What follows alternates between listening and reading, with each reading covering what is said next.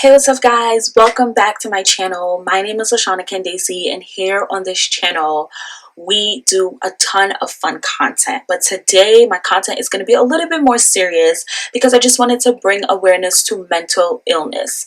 And this video is going to be part 1, and then there's going to be a part 2 to this video. So please make sure you stay tuned.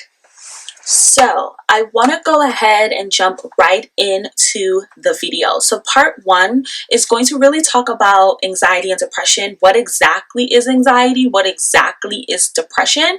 And how to know if your anxiety and depression should be clinically treated.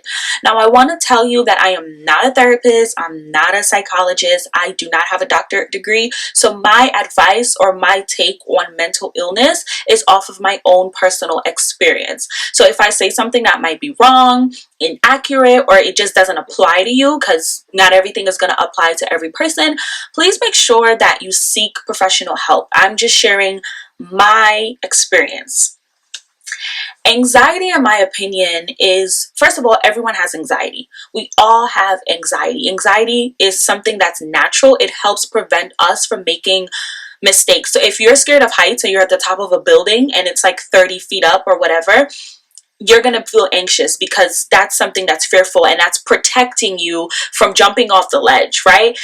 Anxiety protects us, but anxiety starts to become an illness when it prevents us from doing our daily activities. So when it protects us, it's in the right place. When it prevents us, it's harming us. Does that make sense? So that is how you can tell. So if you are feeling anxious to go out with your friends, you're feeling anxious when you get in your car, you're feeling anxious when you go on the train, you're feeling anxious when you wake up in the morning, you're feeling anxious when you're at work, something in your life is causing anxiety, and you need to figure out what your triggers are. The next thing I want to talk about is depression.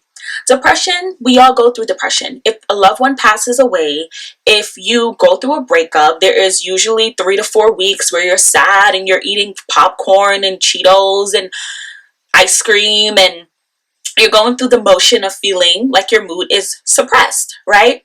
Depression becomes an illness when it prevents you from doing your daily activities, and it lasts for more than a month. So you can feel intense depression for a month and think, well, I was super depressed. People that are depressed, that are clinically depressed, are either seasonal depression, where if you're depressed in the winter, you're usually not depressed in the summer, and it lasts for a long period of time. I don't remember exactly the amount of weeks that they actually count to know if you are clinically depressed, but it's definitely more than a month. The next thing to know if you're depressed is you actually cannot do daily activities like brush your teeth, get out of bed, shower, go to work. You think a lot of negative thoughts about your situation ongoing for more consistently than a couple of weeks or a couple of days. Those are ways that you can know if you're depressed and like if you're going through something. And it's very important that you point out your key factors, because it will help you make a decision to know if you should go see a therapist, someone that can really help you stabilize your mood.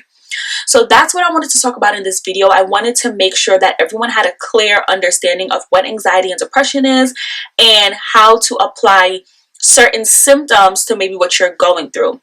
Now in part 2, we are going to discuss how we can take charge of anxiety and depression. I'll see you in part 2.